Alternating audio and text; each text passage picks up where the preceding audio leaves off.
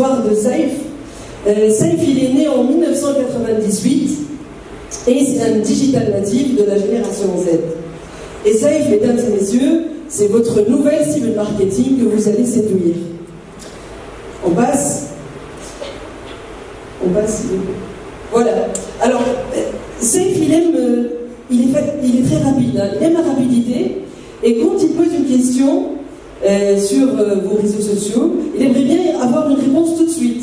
Sinon, il se fâche et il le fait savoir. Hein. Hashtag boycott, hashtag je dénonce. Alors, notre réponse marketing, c'est quoi? C'est de développer des programmes d'intelligence artificielle qu'on appelle chatbot. Alors, l'idée, c'est quoi? C'est un robot qui est imbriqué sur votre Facebook Messenger. Imaginez que vous êtes Domino's Pizza. Il y a quelqu'un qui connecte sur votre Messenger, il vous dit « Bonjour, je voudrais commander une pizza ». Alors, le robot répond « Quel type de pizza vous voulez ?» et lui donne les choix, margarita, Neptune, etc. Alors, Saïf, il dit « Neptune ». Alors le robot répond XL, L ou M. Saïf répond M. Puis le robot lui dit vous voulez une boisson monsieur? Tout ça sur son Messenger, hein. Il n'a pas bougé de lui de son salon hein, avec son pyjama. Alors lui dit oui j'aimerais bien une boisson. Alors le robot lui dit voici Boga, Coca. Et Saïf lui dit Coca. Vous voulez saisir votre adresse s'il vous plaît? Il saisit son adresse et 20 minutes après sa pizza est livrée. Tout ça à l'aide de son Facebook Messenger, il n'a pas bougé. C'est ça les chatbots. Alors, juste un chiffre, 20% du contenu commercial pourrait être généré par une machine d'ici 2018. On passe. Alors, c'est quoi l'avantage d'un robot imbriqué sur Facebook Messenger? C'est qu'il n'y a pas de téléchargement d'application, c'est un parcours fluide, c'est un robot donc disponible 24 heures sur 24, même si vous avez une insomnie et vous lui posez une question à 3 heures du matin, il est là et il vous répond. Passe. Alors, il y a plusieurs marques dans le monde qui ont investi dans des chatbots. Hein. On a CNN, dans le divertissement, Sephora, dans les pizzas aussi. Passe. Alors, mais c'est pas parce que c'est nouveau qu'on doit tous faire des chatbots. Il faut se poser quelques questions. Est-ce que ma cible marketing utilise la messagerie instantanée? Est-ce que je vais améliorer l'expérience utilisateur de ma cible marketing?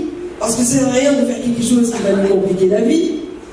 Et troisièmement, est-ce que c'est adéquat avec le positionnement de marque? C'est-à-dire, si moi je suis une marque de luxe, est-ce que j'ai intérêt à avoir un robot qui répond? Il faut se poser ces questions avant. Passe. Alors, Saïf, il a quelque chose, il est féru de story. Il est tout le temps scotché sur son téléphone, il fait que des stories sur Instagram et sur Snapchat. Une story, c'est une photo ou une vidéo qui dure 24 heures.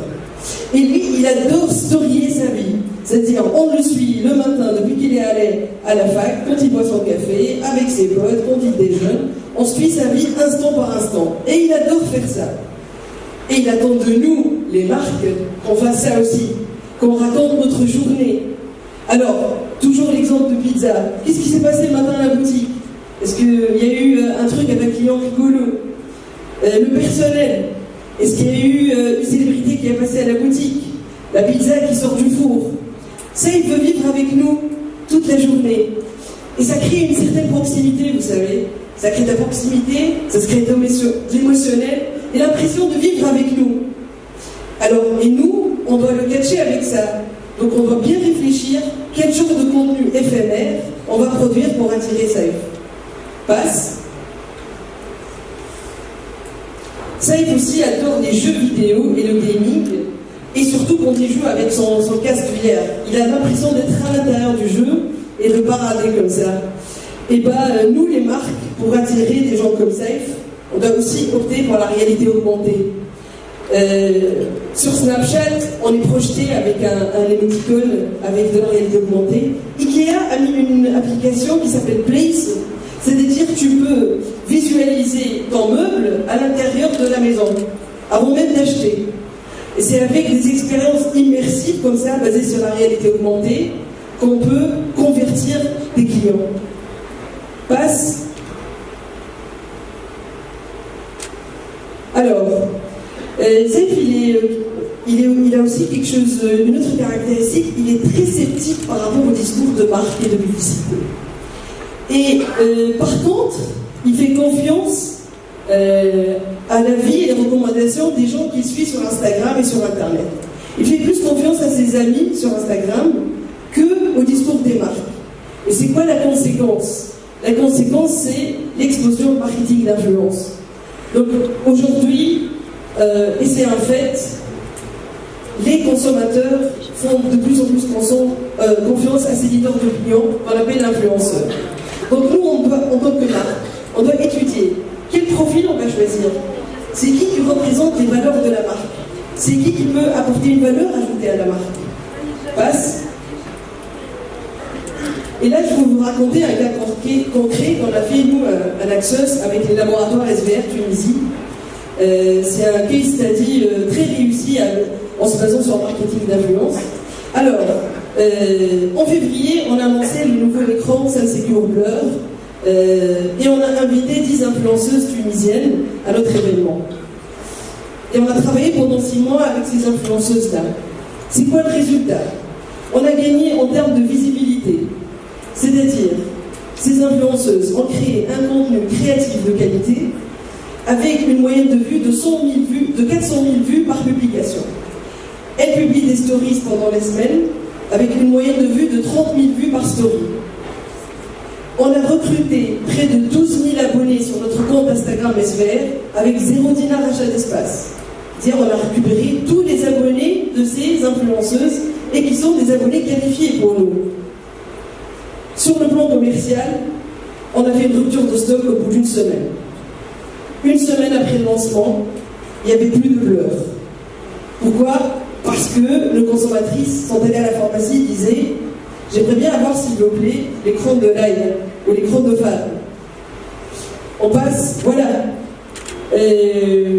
Aujourd'hui, c'est une réalité. Ces influenceuses-là, elles ont un rôle social, vous savez. C'est des modèles pour le jeune. Et elles essayent de produire un contenu de qualité. Et toute la difficulté pour les marques aujourd'hui, c'est de gérer les relations avec elles. C'est ça qui est compliqué. C'est comment embarquer des gens avec nous dans notre projet. Et comment les motiver pour qu'ils donnent une valeur ajoutée et qu'on construise ensemble de beaux projets. C'est ça la difficulté aujourd'hui. Nous, en tout cas, avec SVR, on le fait très bien. Et on a de très bonnes relations humaines avec ces influenceuses-là. Passe. Alors, Saïf, il a aussi une autre caractéristique, il déteste lire et préfère regarder des vidéos sur son mobile.